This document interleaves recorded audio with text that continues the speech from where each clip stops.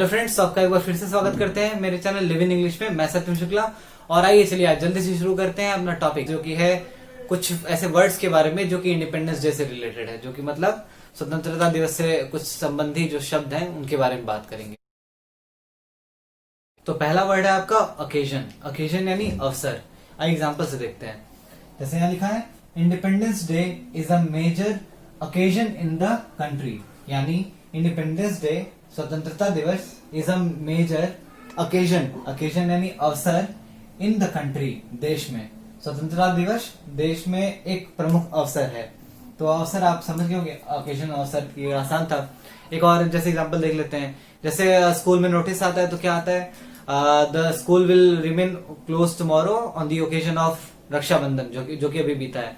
तो ऐसे नोटिस आता है कि मतलब रक्षाबंधन के उपलक्ष्य में या उसके अवसर पे स्कूल में छुट्टी रहेगी। तो ओकेजन का ये मतलब हो गया। अब चलिए दूसरे वर्ड की तरफ बढ़ते हैं। तो आपका जो सेकंड वर्ड है वो है इवेंट्स। इवेंट्स यानी कार्यक्रम। अब एग्जांपल देखते हैं। Various events are organised today in schools. यानी कि आज के दिन विद्यालयों में तरह तरह के कार्यक्रम आयोजित किए जाते हैं। ठीक है। वेरियस यानी तरह तरह के, इवेंट्स यानी कार्यक्रम, आर ऑर्गेनाइज यानी आयोजित किए जाते हैं, टुडे इन स्कूल्स, आज के दिन विद्यालयों में। ठीक है। तो ये हो गया आपका एग्जांपल इवेंट्स के लिए, कार्यक्रम के लिए। इसमें एक और वर्ड आपके लिए नोटिस करने वाला है, ऑर्गेनाइज। ये देखिए ऑर्गेनाइज। तो ऑर्गेनाइज का जो मतलब होता है, ऑर्गेनाइज वो होता है आयोजित करना। आयोजित करना।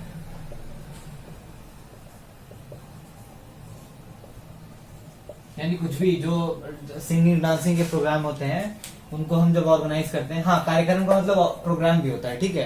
तो इवेंट्स का ही है या प्रोग्राम का ही है। इवेंट्स के और भी बहुत सारे मतलब होते हैं, जैसे घटना।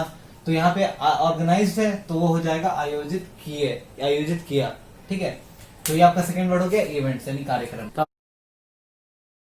आपका जो तीसरा वर्ड है वो है सेरेमनी, यानी कि समारोह। तो आइए एग्जांपल लिखते हैं।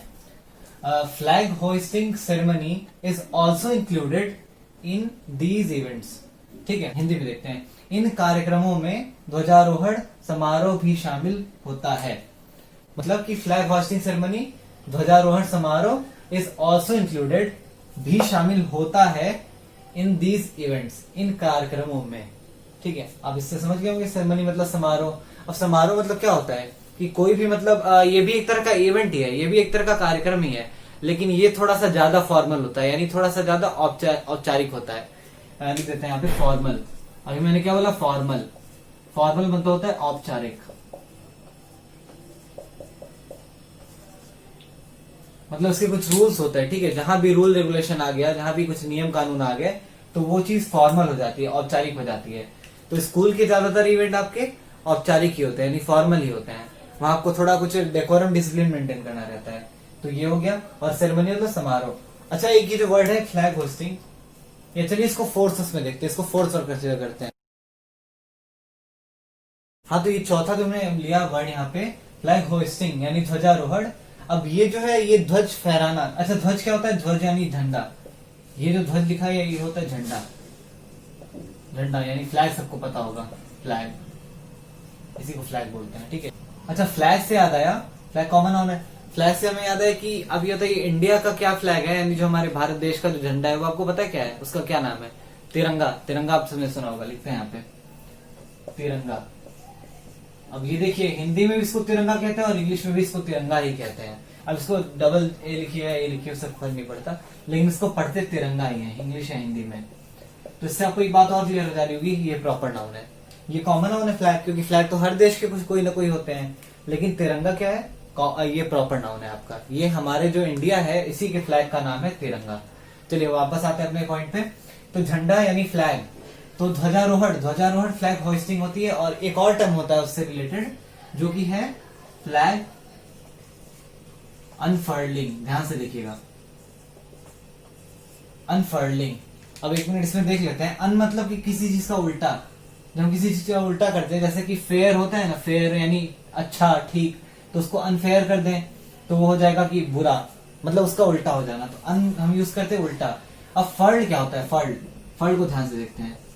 फर्ड यानी होता है मोड़ना। कोई भी चीज को जब हम मोड़ते हैं या तह करते हैं, कपड़े को हम लोग फर्ड करते हैं ना, तह करते हैं या तह करना लिख लेते हैं। तो फर्ड यानी होता है मोड़ना या तह करना, चुपेटना कह सकते हैं। अनफर्लिंग मतलब हो गया कि उसको फैलाना, ठीक है। तो फ्लैग अनफर्लिंग का मतलब क्या हो गया? फ्लैग अनफर्लिंग का मतलब हो गया झंडा फहराना। फ्लैग अनफर्लिंग का मतलब क्या हो गया? झंडा फहराना या ध्वज फहराना, जो भी कहिए, झंडा फहराना।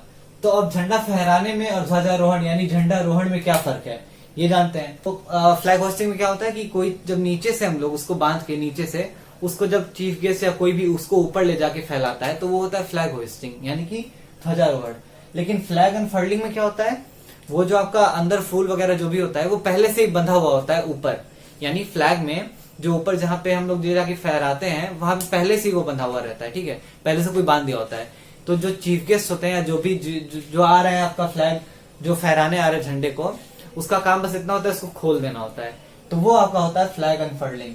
तो फ्लैग होस्टिंग में क्या हुआ, आप नीचे वो बंधा हुआ है तो पहले उसको आप ऊपर लेके जा रहे हो खींच के, फिर आप वहां पे फहरा रहे हो उसको। और फ्लैग अनफर्लिंग में क्या हुआ कि आप वो पहले से ही ऊपर है, पहले से ही ऊपर बंधा हुआ है और आप वहां पे बस जाके उसको खींच के उसको खोल दे रहे हो यानी फहरा दे रहे हो। तो ये डिफरेंस है आपका फ्लैग होस्टिंग और फ्लैग अनफर्लिंग में। उम्मीद करते हैं आपको समझ आ गया होगा। तो चलिए बढ़ते हैं अपने फिफ्थ वर्ड की तरफ। तो ये हो गया सेलिब्रेट। सेलिब्रेट यानी मनाना। तो कोई भी पर्व है, कोई भी त्योहार है, इसको लोग मनाते हैं तो यानी सेलिब्रेट करते हैं। लेकिन अब मनाने का एक और मतलब होता है इंग्लिश में, वो है कमेमोरेट। ध्यान से देखिए, कमेमोरेट। ये थोड़ा मतलब पढ़ने में डिफिकल्ट होगा लेकिन इसको क्या पढ़ते हैं, कमेमोरेट। कमेमोरेट, ठीक है। कमेमोरेट भी, इसका भी मतलब मनाना ही होता है। अब इन दोनों में अंतर क्या है, सेलिब्रेट और कमेमोरेट में? तो कमेमोरेट का मतलब होता है, कमेमोरेट हम ये तब यूज करते हैं जब मान लीजिए कि कोई पुरानी बात है या अतीत की बात है, जब हम उससे प्रेरित होकर, यानी कोई ऐसे भूत में कोई घटना हुई थी, भूतपूर्व घटना, जिससे हम प्रेरित होकर आज कोई दिवस मना रहे हैं या कोई कुछ भी मना रहे हैं, कोई भी मतलब इवेंट या कोई कार्यक्रम हम लोग मना रहे हैं, तो वो उसकी तब हम लोग कमेमोरेट का यूज करते हैं। जैसे मान लीजिए एग्जाम्पल के लिए आप किसी की याद में अगर मना रहे हैं, जैसे गांधी जयंती हो गया, जब गांधी जी का जन्म हुआ था उस दिन हम लोग गांधी जयंती मनाते हैं 2 अक्टूबर को, यानी 2 अक्टूबर को हम लोग गांधी जयंती कमेमोरेट करते हैं, ठीक है, गांधी जयंती मनाते हैं, ठीक है।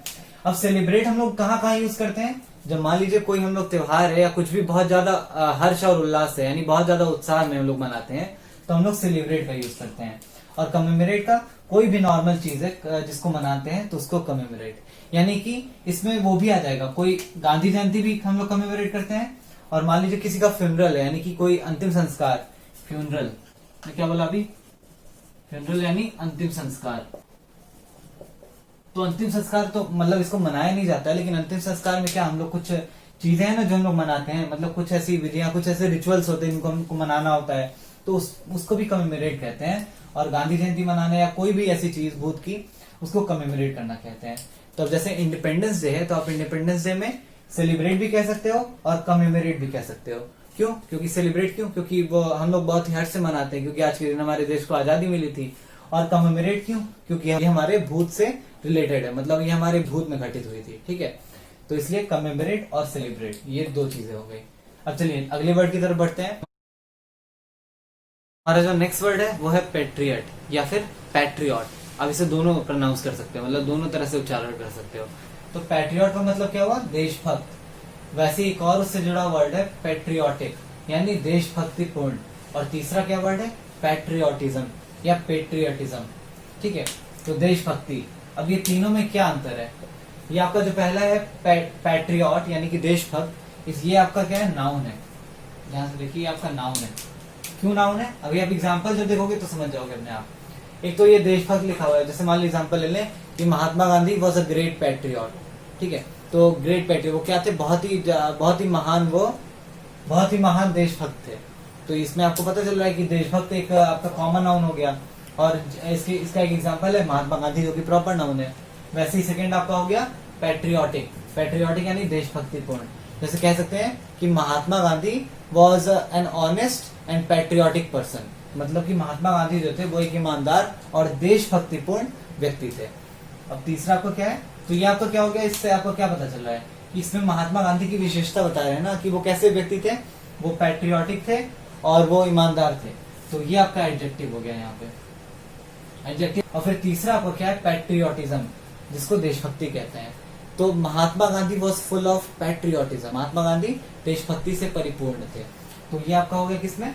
अब ये देखिए देशभक्ति क्या है, देशभक्ति एक भाव है, ठीक है, जिसको आप प्रकट कर सकते हो बस एक्सप्रेशन से। मतलब आप किसी को दिखा नहीं सकते हो कि वो देशभक्ति है, ये आप बस ये एक भाव है, तो इसलिए आपका एब्स्ट्रैक्ट नाउन हो गया। तो आपकी ये दोनों नाउन में आएंगे, ये आपका एब्स्ट्रैक्ट नाउन और ये आपका कॉमन नाउन, और ये आपका एडजेक्टिव है क्योंकि ये आपको क्वालिफाई कर रहा है उस आदमी के बारे में, महात्मा गांधी की विशेषता बता रहा है ये, ठीक है। एक मिनट, पेट्रियोटिक एंड पेट्रियोटिज्म, ठीक है। तो देखिए मैंने यहाँ पे एग्जाम्पल भी लिख दिया। पहला, Mahatma Gandhi was a great patriot, यानी कि महात्मा गांधी एक महान देशभक्त थे। दूसरा, Mahatma Gandhi was an honest and patriotic leader, यानी कि महात्मा गांधी एक ईमानदार और देशभक्तिपूर्ण नेता थे। और थर्ड क्या हो गया, Mahatma Gandhi was full of patriotism, मतलब कि जो महात्मा गांधी देशभक्ति से परिपूर्ण थे। तो ये आपके तीन हो गए, पैट्रियोटिक और पैट्रियोटिज्म। उम्मीद करते हैं आपको समझ आ गया होगा। तो अब बढ़ते हैं नेक्स्ट वर्ड की तरफ। एक्चुअली जो नेक्स्ट वर्ड है वो इससे ही रिलेटेड है। जैसे पैट्रियोटिज्म होता है पैट्रियट, वैसे एक वर्ड होता है भक्त यानी डिवोटी।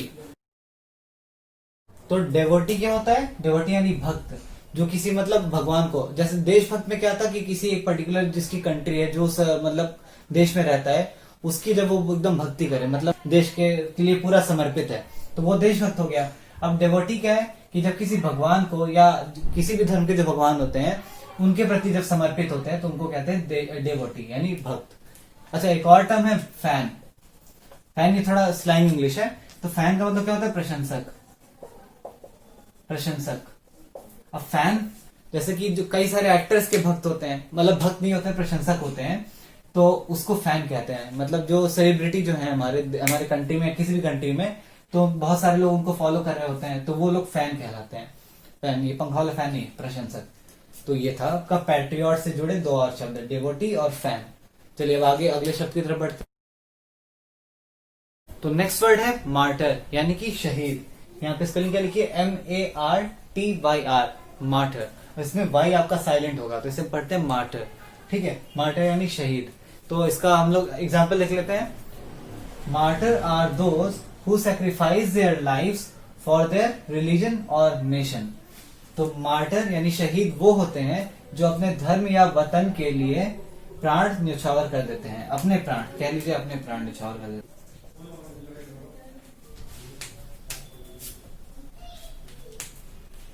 तो मार्टर यानी शहीद, आर दोज वो होते हैं या वे होते हैं, हु सैक्रिफाइस देयर लाइव्स जो अपने प्राण न्यौछावर कर देते हैं, फॉर देयर रिलीजन और नेशन, अपने धर्म या वतन के लिए, ठीक है। अब नेशन का मतलब क्या होता है, नेशन का मतलब क्या होता है, वतन, और रिलीजन मतलब धर्म, ये तो सबको पता है। अब जो यहाँ पे एक टर्म है प्राण न्यौछावर करना, यहाँ प्राण न्यौछावर मतलब कि सैक्रिफाइस देयर लाइव्स, ठीक है, मतलब कि अपने प्राण न्यौछावर करना, मतलब सैक्रिफाइस देयर लाइव्स। सैक्रिफाइस मतलब होता है न्यौछावर करना, मतलब बलिदान देना। सैक्रिफाइस का ये भी मतलब होता है बलिदान देना।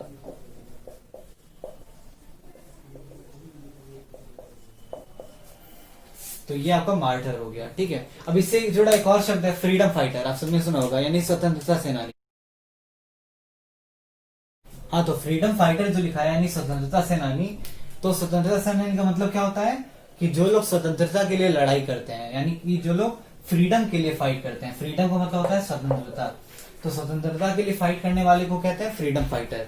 तो अब जैसे कि हम बहुत सारे एग्जांपल्स हैं हमारे देश में, भगत सिंह, चंद्रशेखर आजाद, सुभाष चंद्र बोस, मतलब बहुत सारे लोग हैं जो हम फ्रीडम के लिए जिन्होंने लड़ाई की। अच्छा, महात्मा गांधी भी कहलाएंगे। अब यहाँ फाइट जो लिखा है यानी कि लड़ाई करना, फाइट मतलब क्या होता है, लड़ाई करना। तो इसका मतलब ये नहीं, यहाँ पे जो सेंस है इसका मतलब ये नहीं है कि आप जब बंदूक लेके या तलवार लेके लड़ाई करेंगे तो उसे ही कहेंगे। यहाँ पे फ्रीडम फाइटर से आपका मतलब है कि जो भी हमारे आजादी के लिए, देश की आजादी के लिए जो मतलब अंग्रेजों से लड़ा है हमारे लिए, उनका विरोध किया है जगह जगह पे, वो सारे फ्रीडम फाइटर कहलाएंगे। तो ये थे आपकी कुछ वर्ड जो कि इंडिपेंडेंस डे से जुड़े हुए थे, तो मैंने आपको बता दिया। तो ठीक है, अगर आपको वीडियो पसंद आया तो लाइक कीजिएगा और चैनल को सब्सक्राइब कीजिएगा। Thank you.